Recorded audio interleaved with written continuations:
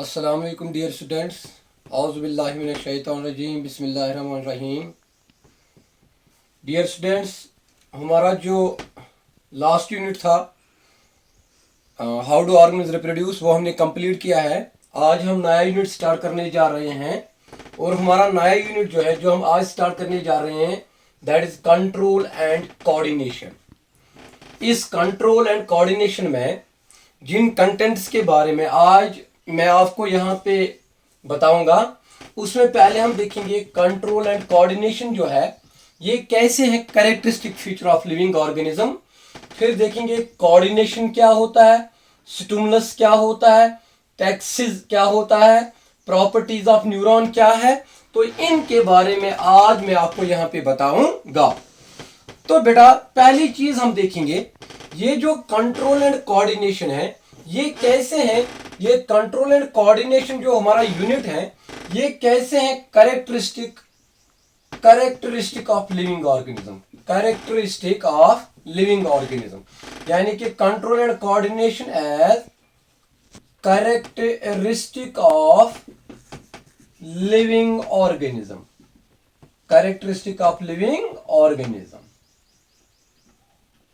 हाँ देखो बेटा, जिस तरह हम देखते हैं कि जो लिविंग ऑर्गेनिज्म्स होते हैं, लिविंग ऑर्गेनिज्म्स को हम नॉन लिविंग थिंग्स से डिफरेंशिएट करते हैं on the basis of certain characters, on the basis of certain characteristics.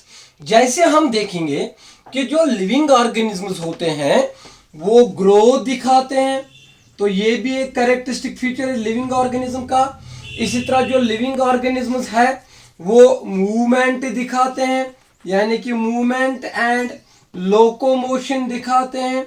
इसी तरह जो लिविंग ऑर्गेनिज्म्स होते हैं वो एडेप्टेशन दिखाते हैं, एडेप्टेशन।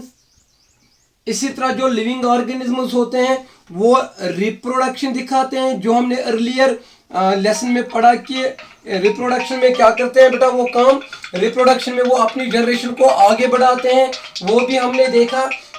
इसी तरह हम देखते हैं कि ये जो कंट्रोल एंड कोऑर्डिनेशन है, कंट्रोल एंड कोऑर्डिनेशन जो है ये भी एक कैरेक्टरिस्टिक लिविंग ऑर्गेनिज्म का होता है। ये जो कंट्रोल एंड कोऑर्डिनेशन होता है, हम देखते हैं जो लिविंग ऑर्गेनिज्म्स होते हैं इनका जो एनवायरनमेंट होता है, जिस एनवायरनमेंट में लिविंग ऑर्गेनिज्म्स रहते हैं उस एनवायरनमेंट में चेंजेस आती है। क्या आती है बेटा? चेंजेस आती है। फॉर एग्जांपल अगर हम एनवायरनमेंट की बात करेंगे, हमारा जो एनवायरनमेंट होता है उसमें जो फैक्टर्स होते हैं, मैं यहाँ पे कुछ फैक्टर्स की जिक्र करूंगा। फॉर एग्जांपल एनवायरनमेंट का एक फैक्टर है टेम्परेचर, एनवायरनमेंट का इसी तरह टेम्परेचर है एक फैक्टर, इस तरह एनवायरनमेंट में फूड है एक फैक्टर। क्लियर? इसी तरह हम देखते हैं एनवायरनमेंट में ह्यूमिडिटी है, टेम्परेचर। इधर क्लियर? मेरी बात समझ आ रही है? इसी तरह वार्मथ आती है, कोल्ड आती है, वो पूरा टेम्परेचर के अंदर आ जाता है।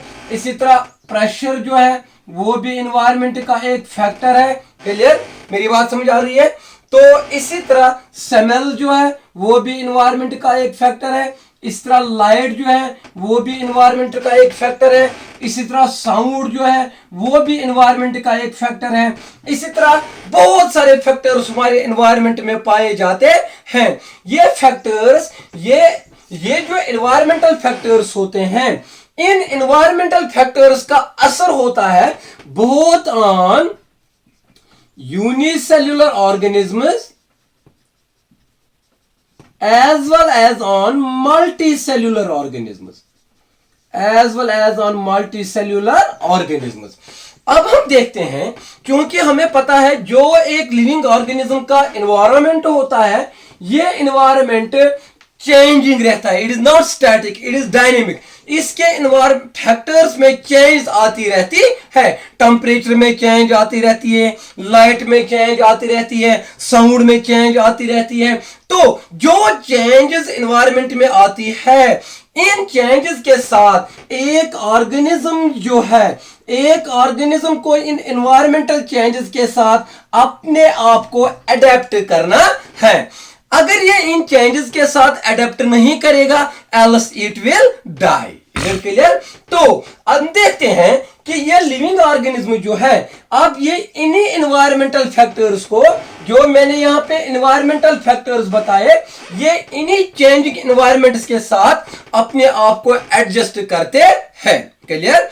तो उसी को हम कहते हैं control and coordination. So we can say that control and coordination जो है, ये एनवायरमेंटल कंडीशंस के साथ अपने आप को एडजस्ट करना, एनवायरमेंटल कंडीशंस को कंट्रोल करना, कोऑर्डिनेट करना अपनी ऑर्गन्स को according to changes of the environment. तो we can say that control and coordination is the characteristic of living organism. Is it clear? हाँ। तो बेटा अब हम देखते हैं, अब हम इस बात पे पूछे कि एनवायरमेंटल के जो फैक्टर्स होते हैं, चाहे वो फूड होगा, चाहे वो साउंड होगा, चाहे वो टेम्परेचर होगा, कोई भी एनवायरमेंट का फैक्टर जो है वो चेंज होता रहता है, और इन चेंजिंग एनवायरमेंट के साथ एक ऑर्गेनिज्म को मुकाबला करना है। तो हमें देखना है कि मैंने यहां पे कहा लिविंग ऑर्गेनिज्म जो है वो या तो यूनिसेल्यूलर होते हैं या तो वो मल्टी सेल्यूलर होते हैं। आपने अर्लियर क्लास में भी पढ़ा है, 9th क्लास में भी पढ़ा है डाइवर्सिटी के बारे में, जहां पे आप लोगों ने बहुत सारे यूनिसेलुलर ऑर्गेनिज्म के बारे में पढ़ा और मल्टी सेलुलर ऑर्गेनिज्म के बारे में पढ़ा। अब जो चेंजेस, यानी कि जो चेंजेस यूनिसेलुलर ऑर्गेनिज्म के एनवायरनमेंट में आती है, एक चेंज को बेटा टैक्सिस कहते हैं। Taxis, taxis. So taxis is the change, taxis is the change in the environment of unicellular organism। जब यूनिसेलुलर ऑर्गेनिज्म के एनवायरनमेंट में, जिस एनवायरनमेंट में यूनिसेलुलर ऑर्गेनिज्म आता है, जब उसमें चेंज आती है, उस चेंज को क्या कहते हैं बेटा? टैक्सिस। क्या कहते हैं? टैक्सिस। और टैक्सिस का अगर हम प्लूरल देखेंगे, इसका प्लूरल होता है बेटा टैक्सिस। टैक्सिस, ये टैक्सिस है, इसी तरह इसका प्लूरल है बेटा टैक्सिस। टैक्सिस प्लूरल है और टैक्सिस सिंगुलर है। So this is change and these are changes. इसी तरह हम देखते हैं, अगर जो मल्टी सेलुलर ऑर्गेनिज्म्स होते हैं, अगर मल्टी सेलुलर ऑर्गेनिज्म के एनवायरनमेंट में चेंज आती है, एक चेंज को हम यहां पे बेटा स्टिमुलस कहते हैं। एक चेंज को क्या कहते हैं? स्टिमुलस। और स्टिमुलस का जो प्लूरल होता है बेटा, that is stimuli. That is stimuli. मेरी बात समझ आ रही है?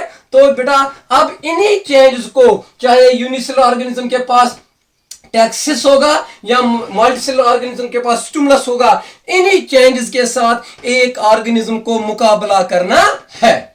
अब अगर हम यूनिसेलुलर ऑर्गेनिज्म की बात करेंगे, अगर यूनिसेलुलर ऑर्गेनिज्म के एनवायरनमेंट में कोई चेंज आएगी, उसके टेम्परेचर में कोई चेंज आएगी, उसके साउंड में कोई चेंज आएगी, जब उसके एनवायरनमेंट के फैक्टर में कोई चेंज आती है, उस चेंज को टैक्सिस कहते हैं।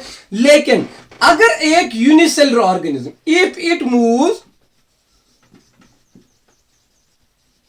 टुवर्ड्स टैक्सिस, अगर ये इसको चेंज अच्छी लगी और ये चेंज की तरफ बढ़ने लगा, then it is called as positive taxis. फिर इसको क्या कहते हैं? Positive taxis. And if a unicellular organism moves away from taxis, अगर ये चेंज से पीछे भाग गया, अगर ये वहां से भाग गया, then it is called as negative taxis. फिर इसने कौन सा टैक्सिस शो किया? Negative taxis. Moving towards the change is called as positive taxis, and moving away from the change, that is called as negative taxis. तो ये मैंने आपको बोला यूनिसेल्युलर और मल्टी सेल्युलर ऑर्गेनिज्म्स के बारे में। अब यहां पे हमारे पास एक पॉइंट है, what do we mean by coordination? Coordination किसको कहते हैं? What do we mean by coordination? हम बोलते हैं बेटा the working together of various organs of the body। the working together of various organs of the body in a proper manner, in a proper manner to give response, to give response to a particular type of, to give response to a particular type of stimulus is called coordination, is called coordination. हाँ, now coordination का मतलब क्या होता है?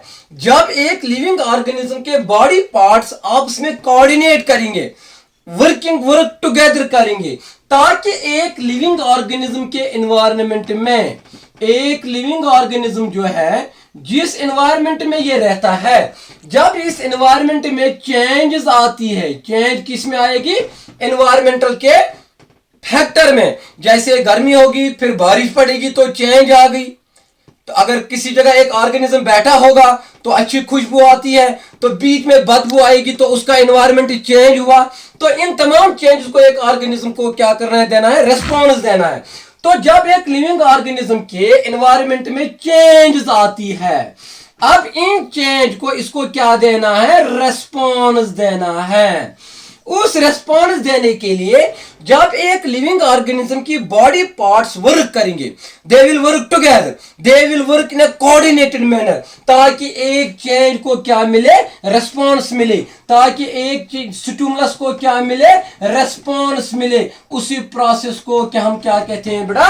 Coordination. The working together of various organs of the body in a proper manner to give a response to a particular type of stimulus is called coordination. उसी को हम क्या कहते हैं बेटा?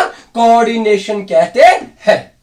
लेकिन अगर हम एनिमल्स की बात करेंगे, एनिमल्स में पहले हम यहाँ पे एनिमल्स के बारे में पढ़ेंगे, फिर धीरे धीरे हम प्लांट्स के पास पहुंचेंगे। लेकिन अगर हम एनिमल्स की बात करेंगे बेटा, एनिमल्स में कंट्रोल एंड कोऑर्डिनेशन के लिए दो सिस्टम्स होते हैं। There are two systems responsible for control and coordination in animals. One is called as nervous system. One is called as nervous system and another is called as endocrine system. One is called as nervous system, another is called as endocrine system. यानी कि जब हम animals में देखते हैं, animals में जब environment में चेंज आती है, उन चेंज को रेस्पॉन्ड करने के लिए, उन चेंज को रिएक्ट करने के लिए, उन चेंज को रिप्लाई देने के लिए एक एनिमल के पास बॉडी में दो सिस्टम्स होते हैं। One is called as nervous system, another is called as endocrine system. इन दोनों सिस्टम्स को हम डिटेल में पढ़ेंगे, लेकिन उससे पहले मैं आपको बताऊंगा जो ये नर्वस सिस्टम होता है, it is composed of cells, it is composed of sales.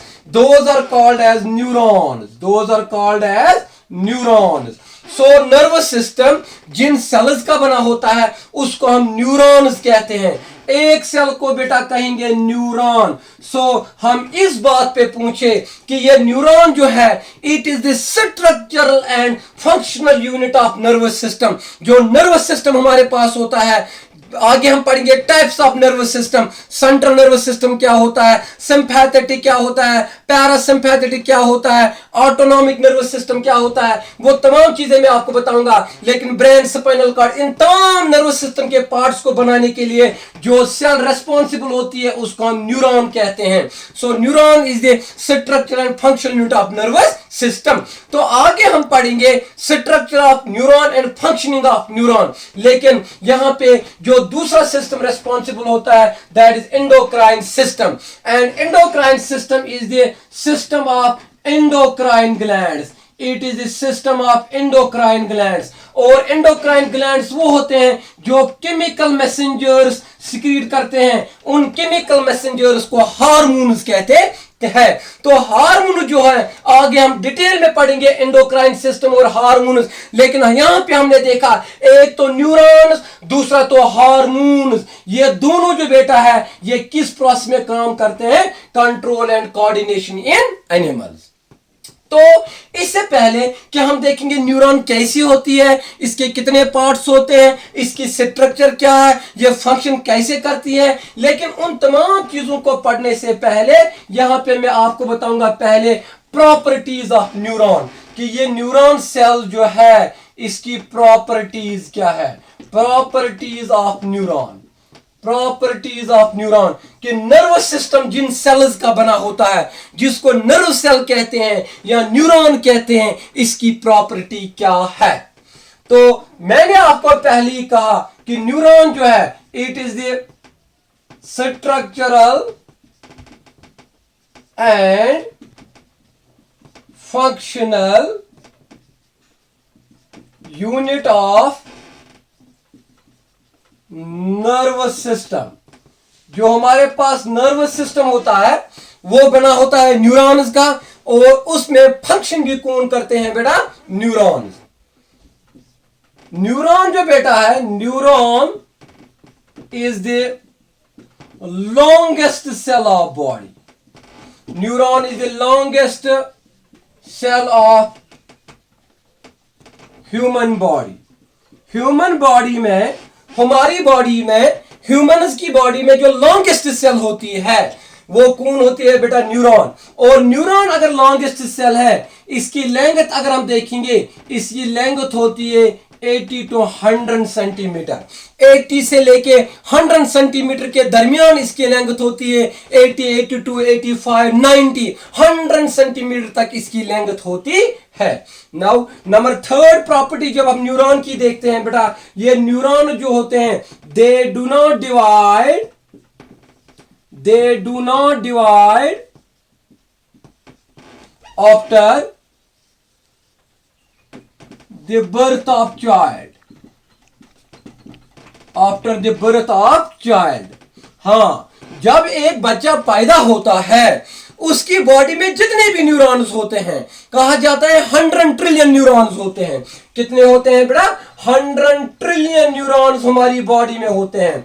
और कहा जाता है जब एक बच्चा पैदा होता है उसकी बॉडी में जितने भी न्यूरॉन्स होते हैं उतने ही रहते हैं। बर्थ के बाद, आफ्टर बर्थ, ये डिवाइड नहीं होती है। अब क्वेश्चन राइज यहां पे होता है कि न्यूरॉन्स एक इंडिविजुअल के बर्थ के बाद डिवाइड क्यों नहीं होती है, क्योंकि ये न्यूरॉन जो बेटा है ये सेंट्रियोल्स को लैक करते हैं। They lack centrioles. ये सेंट्रियोल एक सेल ऑर्गन है, और सेंट्रियोल एक ऐसा सेल ऑर्गन होता है जो डिवीजन में मदद करता है, जो सेल को डिवाइड होने के लिए, ताकि सेल जो है वो रिप्रोडक्शन करे, एक सेल से 2 बने, 2 से 4 बने, उन सेल्स को डिवाइड होने के लिए कि एक सेल से 2 सेल्स बने, 2 फिर डिवाइड हो जाएंगे तो 4 बनेंगे। इन तमाम सेल्स को डिवाइड होने के लिए सेंट्रियोल का होना जरूरी है, क्योंकि सेंट्रियोल जो बेटा है ये डिवीजन में काम करता है। लेकिन जो न्यूरॉन्स होते हैं ये सेंट्रियोल्स को लूज करते हैं,